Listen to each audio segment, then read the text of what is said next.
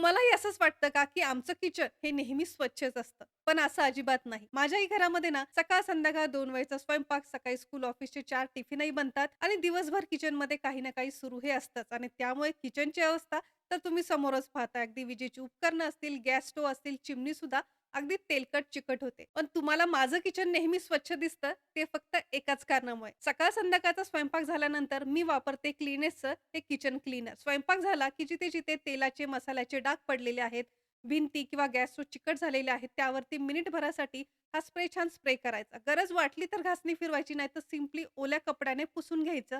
लगेचच कितीही तेलकट, चिकट डाग असले ना, ते स्वच्छ होतात. त्यामुळे मला खूप मेहनतही घ्यावी लागत नाही.